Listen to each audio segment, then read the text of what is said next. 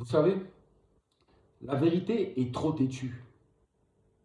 Elle n'abandonne jamais, même si elle rencontre des obstacles. La vérité ne s'arrête jamais. Elle n'abandonne jamais. Beaucoup vont comprendre pourquoi je dis ça. Alors, je voulais vous dire quoi? Vous savez, je vous parle souvent d'Amon-Ra. Je vous dis que le soleil se nomme Amon-Ra. Maintenant, on va aller rentrer dans la profondeur de la vérité. Amon-Ra, mes frères et sœurs, vous devez savoir que Amon-Ra n'est pas un nom en langue négro ou bantou. Et donc, Amon-Ra ne peut pas être le vrai nom du dieu soleil. Ça veut dire que le dieu soleil, ce dieu soleil-là, nos ancêtres noirs, ne le nommaient pas de cette manière. Amon-Ra, c'est la manière dont on nommait les occidentaux. Ça, c'est la version occidentale. En langue occidentale, non pas en langue négroïde. Je préfère dire ça que africaine, parce que l'Afrique, là, ce n'est pas le vrai nom de cette terre, de ce continent. Donc, sachez que la vraie version en langue négroïde, et surtout en langue kikongo, qui est une langue ancestrale. Langue ancestrale connue même à l'époque de l'Égypte antique. On parlait le kikongo. En Égypte antique, on parlait des langues négroïdes et non pas des langues occidentales. Ça, vous devez avoir cette notion dans votre tête. C'est très important pour comprendre les choses. Vous comprenez? Et ce nom, Congo, écoutez bien Congo, était connu par les initiés de l'Égypte antique et même actuellement. Les initiés savent ce que les noms, qu'est-ce que veut dire ce nom Congo. Alors maintenant, je vais vous donner la vraie définition ou le vrai nom en langue africaine.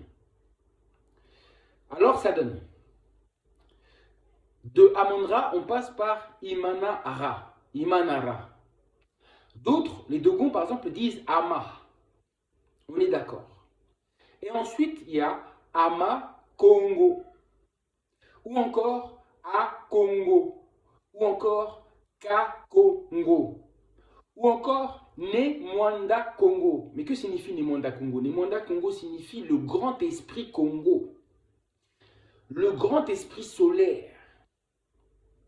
Le grand esprit de Loa. Puisque Loa, en l'anti-Congo, on se dit le soleil. Loa signifie le soleil. Donc, c'est tout simplement le grand esprit du soleil. Nemwanda Congo signifie le grand esprit du soleil. Et ce soleil se nomme Congo. Congo est le nom ancestral du soleil. C'est pourquoi on dit le grand esprit Congo. Le grand esprit créateur du soleil nommé Congo. King Kong. En vérité, c'est Congo qui est caché derrière le King Kong. Kong, c'est Congo qui est caché là derrière. Et quand on dit King Kong, on pense aussi, ça fait référence au roi Congo, le grand pharaon. Vous allez comprendre, je continue. Ce nom existe depuis même l'Atlante, Sumer, en passant par l'Égypte, etc. Ce nom, Congo, était connu. Et cette langue était déjà parlée à toutes ces époques. Et sachez que ce nom Congo a été caché volontairement. Beaucoup de livres portant ce nom, qui se trouvaient dans la bibliothèque de Ramsès, bibliothèque d'Alexandrie, ont été brûlés. Et d'autres se trouvent dans des musées en Occident à l'heure actuelle. Vous comprenez ou pas? Ce nom, il est connu par nos élites, mais il nous est caché.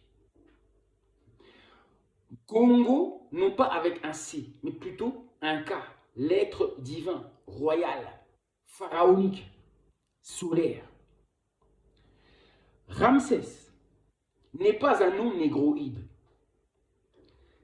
Snéfrou, Narmer, Khéops, Akhenaton, Djeser, alias Djéouti, Thoth.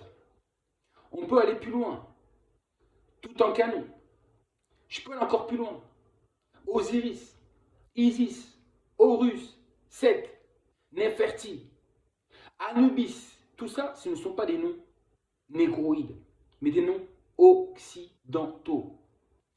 Derrière tous ces noms se cachent des noms négroïdes que vous appelez africains, noirs africains, et non pas des noms occidentaux. On est d'accord là-dessus. J'espère que le nettoyage spirituel a été fait. Vous avez enfin compris. Ces noms, ce ne sont pas les noms véritables. Ce ne sont pas les noms de nos ancêtres à nous. Derrière ces noms-là se cachent en vérité des noms de nos ancêtres. Ces noms qu'on pouvait trouver dans les livres qu'ils avaient écrits, etc. C'est pourquoi je vous dis que derrière le nom d'Horus, d'Osiris, se cache le nom de notre ancêtre Kimbangu. Et Kimbangu est le grand pharaon.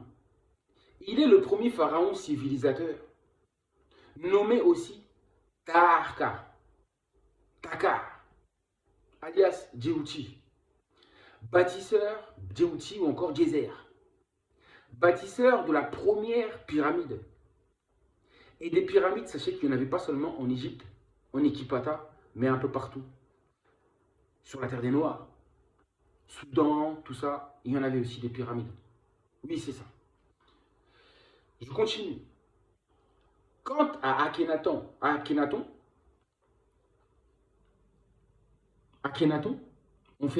on fait référence à Aton, puisque Aton, c'est aussi de cette manière que les Occidentaux ont nommé le soleil.